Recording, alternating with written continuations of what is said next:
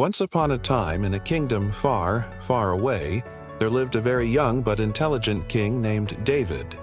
He was just 25 years old when he inherited the throne from his father. Despite his young age, he was quite smart and was well loved by his people. Now, every kingdom needs good ministers to help the king do his work, and David was no exception.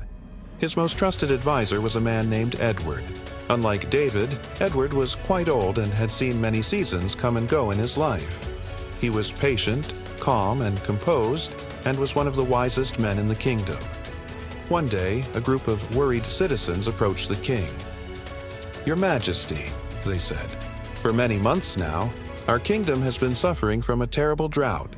Our crops are dying, and we don't have enough food to eat. Please do something to save us." The king and his minister, Edward, were very concerned. They knew that if they didn't do something quickly, their people would start to starve.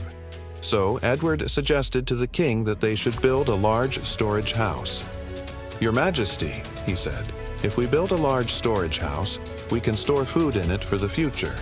That way, even if there's a drought, we'll have food to eat." But the young king wasn't convinced. He wanted to find a way to get more rain so that their fields would be green and their rivers would flow with water again.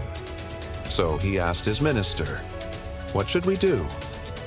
Edward thought about this for a moment. "There's only one thing we can do, Your Majesty," he said. "We need to pray to God for rain." The king agreed and announced a kingdom-wide prayer day. Everyone prayed to God for rain, but it didn't help. Day after day, the sun beat down on the kingdom. Week after week, the crops withered and died. Soon, the people began to grow weak from hunger. Many started to leave the kingdom in search of food, and those who stayed behind grew weaker and weaker each day. The king's minister, Edward, was very upset. He had never seen anything like this before. He had served several kings in his lifetime, but none of them had ever been so irresponsible. If only he would listen to me, he thought. All of this could have been avoided. Edward was getting more and more upset each day, and soon his anger began to show. One day, the king approached his minister and asked him, "What should we do? Our people are starving." But Edward snapped back at him. "Is this the time for you to ask me? You should have asked me a long time ago." The king was taken aback by his minister's angry tone. He had never spoken to him like this before. "I'm sorry," said the king, "but I didn't know what to do. I still don't know what to do." Seeing how upset the king was, Edward realized that he had been too harsh on him. But he was still very frustrated, so he decided to leave the kingdom. He went to the village on the edge of the kingdom and bought some land. There he built a small house and started to live the life of a simple farmer. Every morning, he would wake up with the sun and start working in his fields. He planted crops, took care of his animals, and lived a simple life. The villagers respected him for his hard work and wisdom, and soon he became one of the most respected members of the community. Meanwhile, the king was having trouble ruling his kingdom.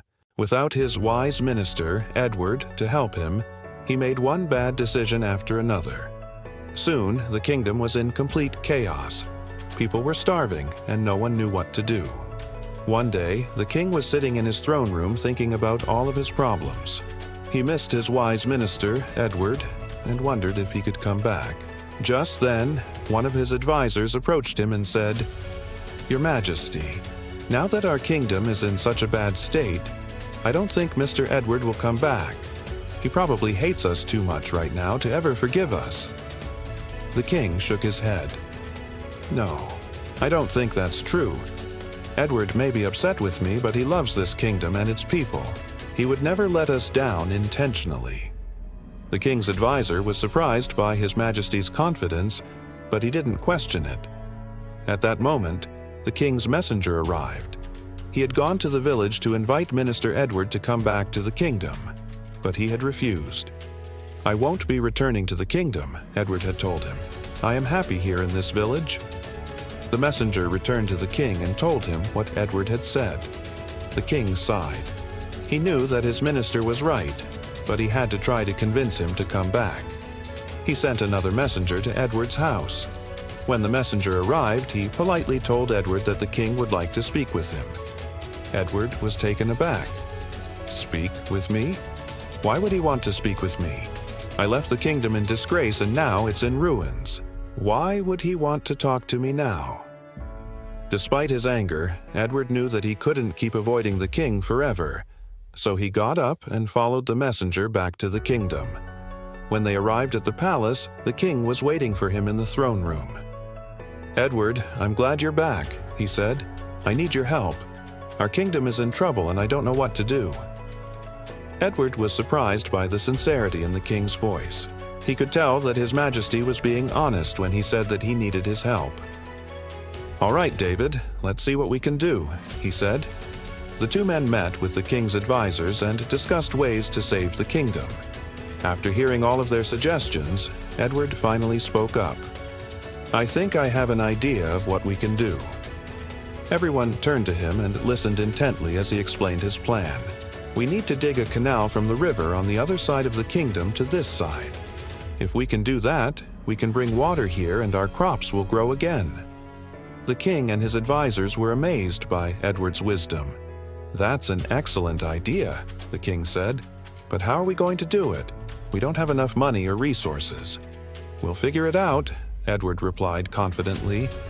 And that's exactly what they did. They gathered all of the kingdom's resources and began digging the canal. It was hard, tedious work, but everyone was determined to succeed. They worked day and night until finally, one day, they broke through. The canal was a huge success. Water flowed freely from the river on the other side of the kingdom to this side, and soon their fields were green and growing. The people were overjoyed and celebrated with a feast. In the days that followed, Edward continued to advise the young king on how to rule the kingdom wisely and make good decisions. David was grateful for his minister's help and promised to listen to him from now on. And so, thanks to the wisdom of his minister, Edward, King David was able to save his kingdom and its people. They lived happily ever after. Once upon a time, in a kingdom far, far away, there lived a very young but intelligent king named David. He was just 25 years old when he inherited the throne from his father. Despite his young age, he was quite smart and was well loved by his people.